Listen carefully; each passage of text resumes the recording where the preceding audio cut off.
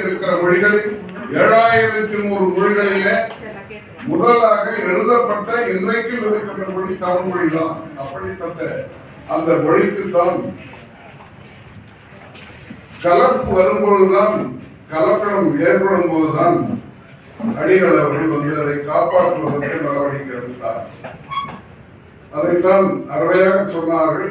இது பிறமொழி வெறுப்பால் தோன்றியதல்ல, பிறமொழி கலப்பால் தோன்றியதுதான் இந்த தமிழ் இயக்கம், தனித்தமிழ் இயக்கம் என்று. அப்படி அதை மிகச்சிறப்பாக அவருடைய வாழ்க்கையில் நடந்த நிகழ்ச்சிகள் அனைத்தையும் இங்கே ஒன்றாக சேர்த்து நம்முடைய தாய்மானவர்கள் நமக்கு அளித்திருக்கின்றார்கள்.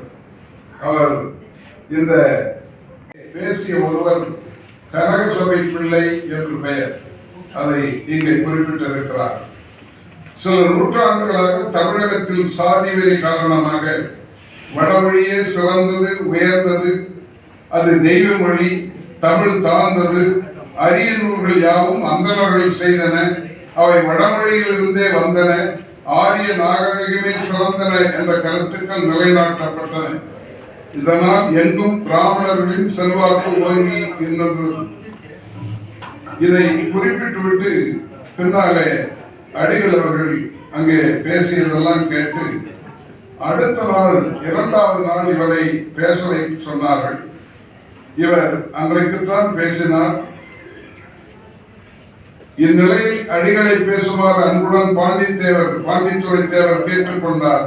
அடிகள் எழுந்தார், உணர்ச்சியுடன் பேசலானார்.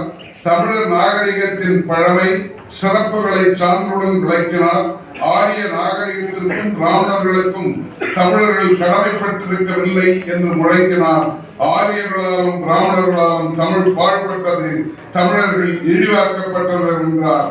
இவ்வீர உரைகளை கேட்ட பார்ப்பனாத புலவர்களும் அறிஞர்களும் அடிகள் கூற்றுக்களை ஏற்று ஆரவாரம் செய்தனர், கிளர்ச்சி அடைந்தனர்.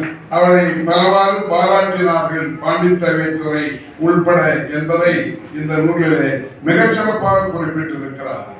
இதை நான் உங்களுக்கு சொல்வதற்கு காரணம், எனக்கு முன்னாலே சுகுமார் அவர்கள் எடுத்து சொன்னார். அவர் தமிழை ஆரம்பித்து, தமிழ் தூய தமிழை ஆரம்பித்து அதற்கு பிறகு இனத்தை பாதுகாப்பதற்கும் அவர்கள் உரிமையானார்.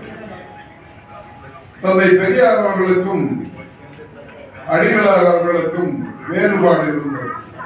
அது